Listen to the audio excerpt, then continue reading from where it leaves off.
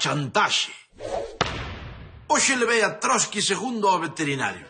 Vacinaron-no e fixeronlle un chequeo que nin a Messi cando foi asegurar as pernas. Que maravilla, Elvira! Elvira, onde estás? Que veño esfameado, carallo. Elvira! Ai, chiquitín. Ella, vamos a ver un pouquinho aí, a ver se botan a dar de bollo. Vou na perruquería. Dios, que vida se pega a tipa, Parece sexo en Nueva York, Por menos mal que me deixou algo para comer, que senón... A ver, vamos a ver.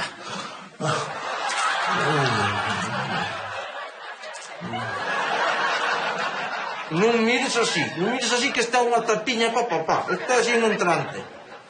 Levo ao médico como se fose unha persoa humana e ainda por riba querme papá a comida.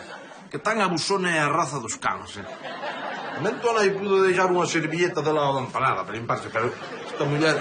que me limpo con papel. Ai, ai. Deixou aquí escrito, mira, tes uns filetes no forno. Xa sabía eu que ela non se podía esquecer do segundo, hombre. Por favor, que máis con? Nin se che ocorre tocar a empanada, que é para levarlle a tía Lola. Fixámola boa, Cristina, fixámola boa.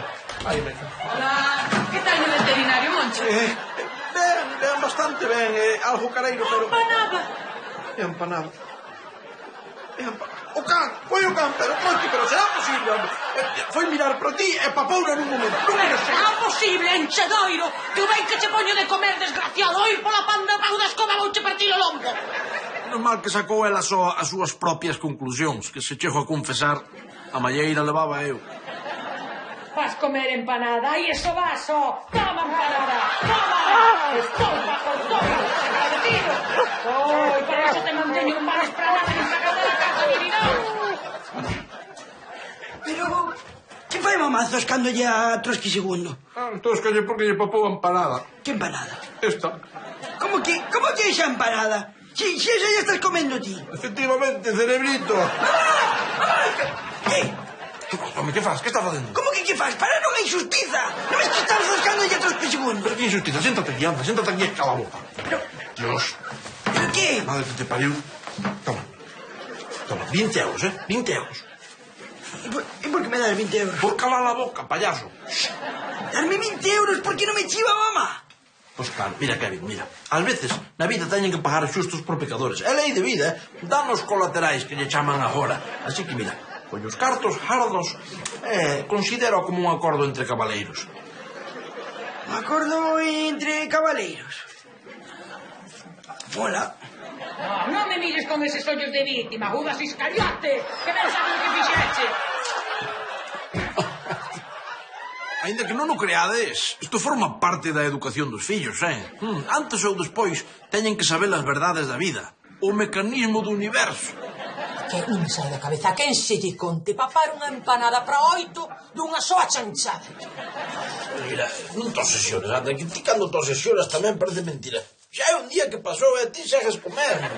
Pero amigo que me extraña onde mete tanta comida, sempre que como un rato. Que peixeitra solitaria. Ese Trotsky segundo, mala chispa o coma, papá? Que si, é tremendo. Bueno, marcho, darme 20 euros. Non, sexo de onte. Como que? Que eu estou cumprindo ca miña parte do trato, Que pasa? Que tens que cumprir a túa, E que trato falades? Nada, é un acordo que temos eu máis papá. Ti non podes saber nada, a non ser que papá non cumpra co acordo de cabaleiro que ten. Entón sí que podes saber. Toma, 20 euros e arranca, vale? Espero que pasa. Veña, chao. Cousas pai e fillo, o normal nesta relación. Se cadra, a culpa foi miña por non aclararlle que o noso pacto é dos que non se teñen que renovar a cotío. Pero, o carallo é que agora Kevin non para de chantaxearme. Acababa de crear un monstro. Leva toda a puñetera semana sangrándome, macho, eu xa non sei que facer. Ay, Moncho, pues conto yo Elvira para que Kevin non pueda seguir chantaseándote. Dígame si, o carallo, se sabe que fun eu da empanada, mátame. Non sabe a malleira que lle meteu ao can. Sabes que che digo unha cousa, Moncho? Os chantaxistas nin gotan. Sabes o que faría eu? A paus, collelo vergallo a zumbarnela hasta que lle parta a alma. Pois igual te razón, putas, igual te razón. Hai que dar un golpe na mesa e plantarlle caras. Vou me impoñer a Kevin. Cuidado que hai che ben.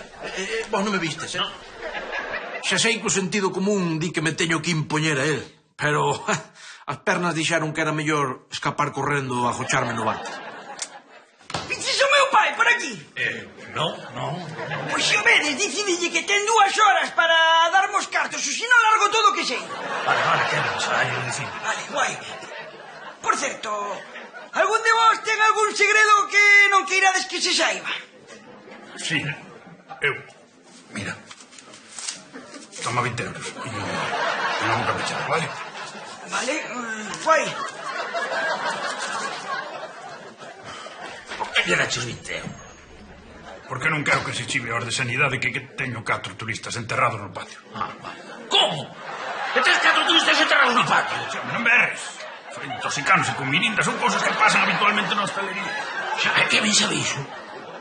Non sei, non creo que saiba nada. Seguro só sei eu. Bueno, e agora ti. Merda, toma. 10 euros, para que teñes un boca pechada. Ofendes, mama, non me tens que dar cartos. Eu non vou contar nada disso. Lino, toma, que quedo máis tranquilo que se sei que te soborneo. Aceptache, sei que vas ter a boca pechada. Toma, home, coño. Bueno, vale, pero collos para que quedes máis tranquilo, nada máis.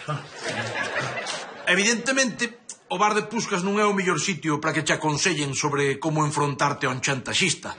Pero tranquilos que hai máis opción. Verás, Moncho, vouche contar unha historia. Hai moitos anos, cando eu era un rapaz, mamá non me deixaba comer lametadas. E eu ia todas as tardes ao seu bolso e xixáballe 2 pesetas. E despois compraba uns piulís, daqueles de estirar. Sí, conozo o produto. Moito me gustaban a mí os pirulis. Eu teño que... Céntrate na historia.